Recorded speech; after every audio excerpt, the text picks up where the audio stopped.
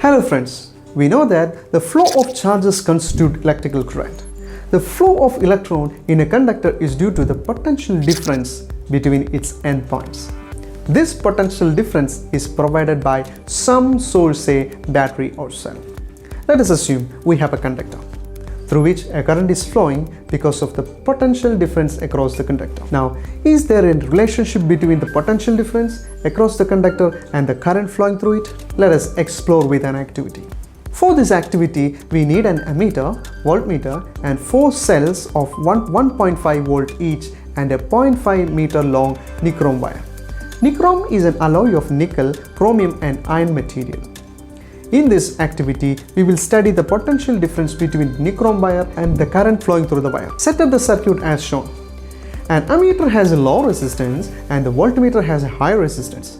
In order to measure the current in the circuit, connect ammeter in series, and to measure the voltage or the potential difference across any point in the circuit, connect the voltmeter in parallel across that points. Connect nichrome wire across the point X and Y.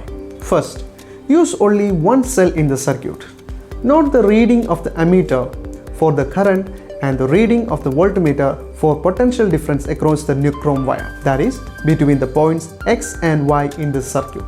Tabulate them in the table. Next, connect 2 cells in the circuit and note the respective reading of ammeter and the voltmeter for the values of current through the nichrome wire and the potential difference across the nichrome wire. Repeat the above steps, that is, repeat the above steps using 3 cells and then 4 cells in the circuit separately. Calculate the ratio of voltage denoted by V to the current denoted by I for each pair of potential difference V and current I.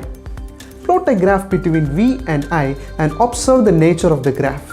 In this activity, you will find that approximately same value for voltage to current ratio is determined for each case. Thus, VI graph or the current voltage graph is a straight line that passes through the origin of the graph. Thus, the ratio of voltage to current or V by I is a constant ratio. In 1827, a German physicist Georg Simon Ohm found out the relationship between current flowing in a metallic wire and the potential difference across its terminal.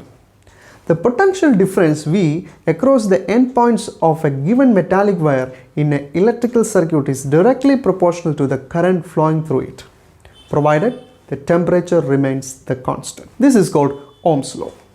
Ohm's law gives a relationship between current and potential difference. According to Ohm's law, at constant temperature, the current flowing through a conductor is directly proportional to the potential difference across its ends.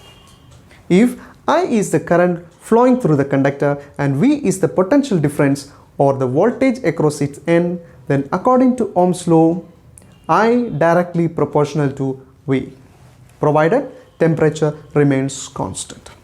Also, we can say V directly proportional to I. Now, we can say V is equal to R into I, where R is a constant called resistance of the conductor. Then we can say V by I is R. V by I equal to R. R is the resistance of the conductor and it is a constant. We can find that the ratio of potential difference applied between the endpoints of a conductor and the current flowing through it is a constant quantity called resistance. In terms of current, we can say I is equal to V by R.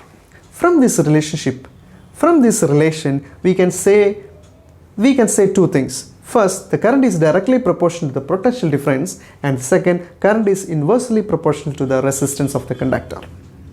Since the current is directly proportional to the potential difference